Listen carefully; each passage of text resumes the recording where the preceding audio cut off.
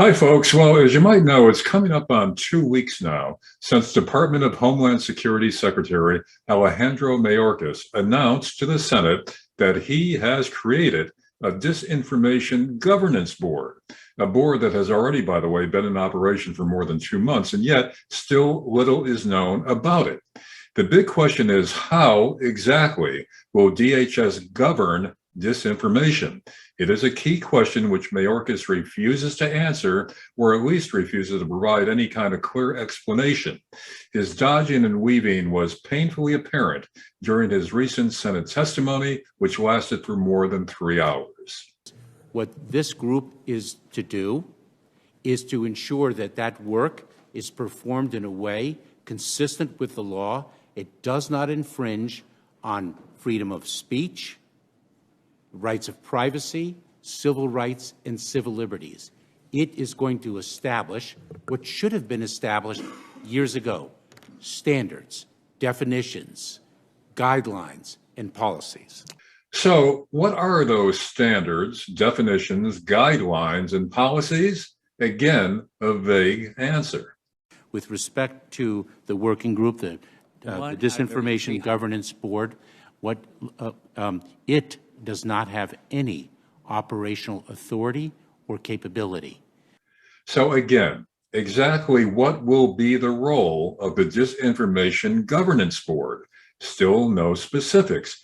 And notice how Mayorkas refers to the board as just a small working group within his departments in an attempt apparently to make the governance board sound less threatening and ominous.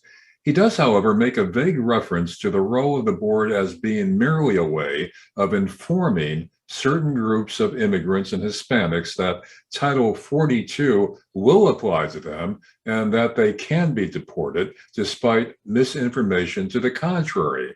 Sounds innocent enough, doesn't it? He says it's that and nothing more. But does that mean that these groups will be emailed, texted, leafleted, or physically contacted so that they can be informed of disinformation? Or will it actually be an attempt to censor media and social platforms and us to prevent such disinformation from reaching them in the first place, along with all Americans?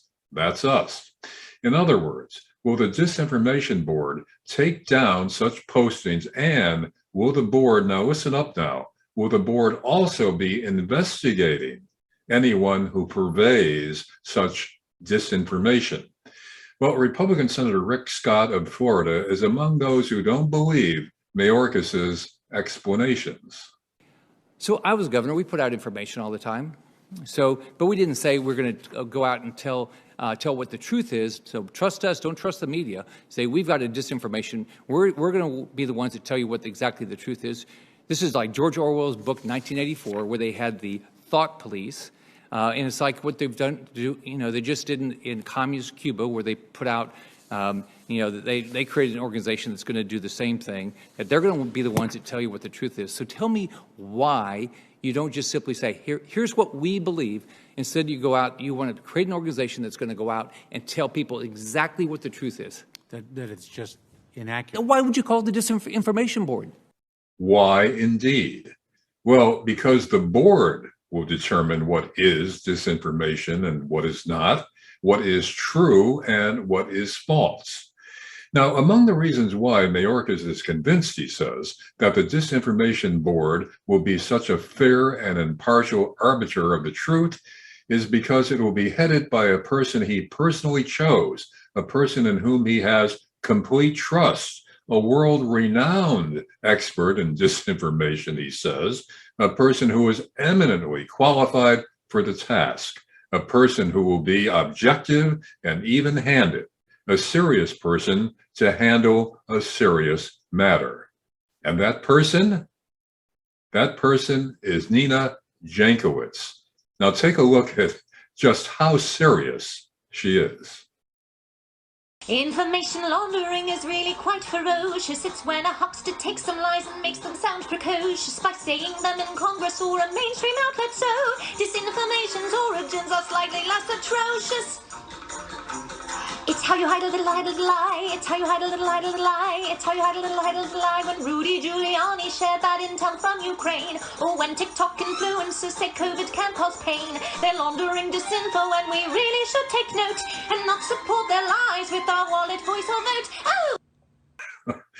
Yeah, this serious, eminently qualified, world-renowned expert in disinformation is more than ready to take on her vital task. But hold on a minute, says Republican Senator Josh Hawley of Missouri, who presented more of Nina's past record of disinforming the public about disinformation. So let's have a look at the person whom you've selected to head this new disinformation policing effort, and let's look at what she has been spreading online. She has, for starters, consistently misinformed the public about the Hunter Biden laptop story and spread the lie that it was Russian propaganda. Here she is on October the 14th saying, disinformation experts say there are multiple red flags that raise doubts about their authenticity, meaning the emails, including questions about whether the laptop actually belongs to Hunter Biden. Of course, as it turns out, that's totally false.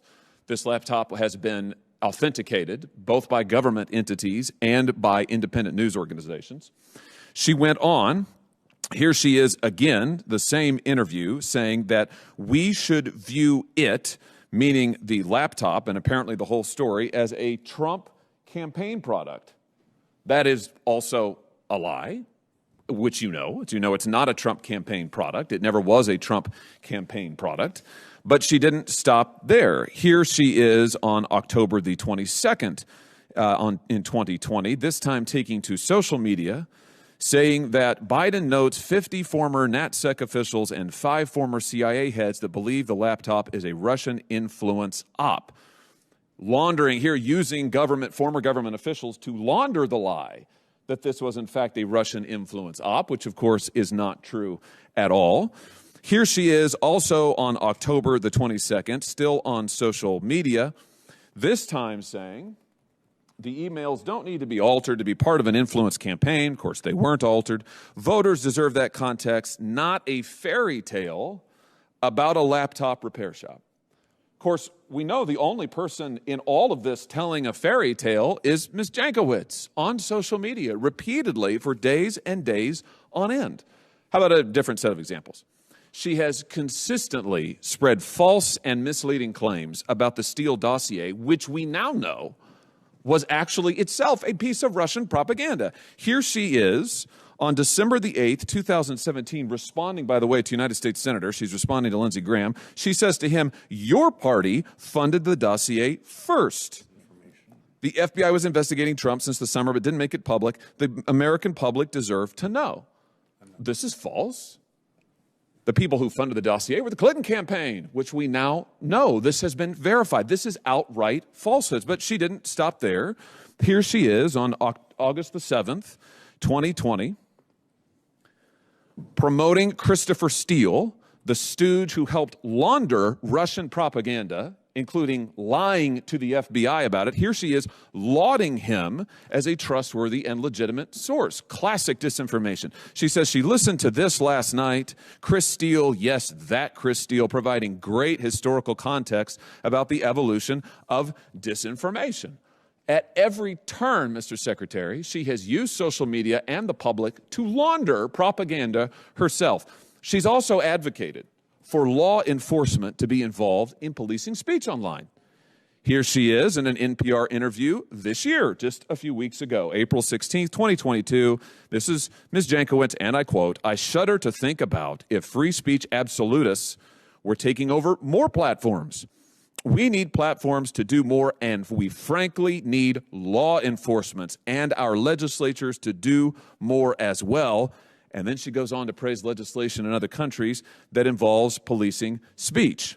Or here she is on February 17th of 2021, saying that the free speech versus censorship dichotomy is false, and calling herself in a TikTok video the Mary Poppins of disinformation, where she sings that members of Congress shouldn't be permitted to spread misinformation on the floor, and otherwise taking to task those who propagate views she disagrees with. Here's my question to you. If your intent was to combat misinformation online or in the government, why on God's green earth would you nominate someone who is a human geyser of misinformation? A question which Mayorkas answered by largely repeating how eminently qualified she is. Now, in terms of Mayorkas's clouded explanation of just how the Disinformation Board will stop the flow of disinformation, there is one answer he gave to Senator Hawley that might actually reveal, in a sneaky way, exactly how the board will stop disinformation. And you think it's important that the U.S. government combat this disinformation, right? I mean, you've testified to that. Senator, what I testified to is when disinformation threatens national security, threat to the security of our homeland, then we are engaged. And just what does that mean? Is he saying that when there is a threat to national security, the Disinformation Board and DHS will merely tell people not to listen to it? Or will it take more firm and perhaps drastic and perhaps dangerous action? Now, don't forget, the Department of Homeland Security is a law enforcement agency empowered to combat threats on national security through a variety of means, and that includes policing powers. In fact, it can enforce federal laws and regulations for the protection of property and persons. It can carry firearms. It can, now listen to this, it can make arrests without a warrant. And it can conduct, listen again, conduct investigations of anyone or anything it deems a threat to national security. And it can also utilize other federal, state, and local agencies with the consent of those agencies, which I presume would not be very difficult to get if DHS says to them that it is a threat to national security. And just what would be a threat to national security? Apparently, anything DHS and Mayorkas and Nina Jankowitz decides is a threat. And if that isn't scary, I don't know what is. That's it for now. Talk with you soon.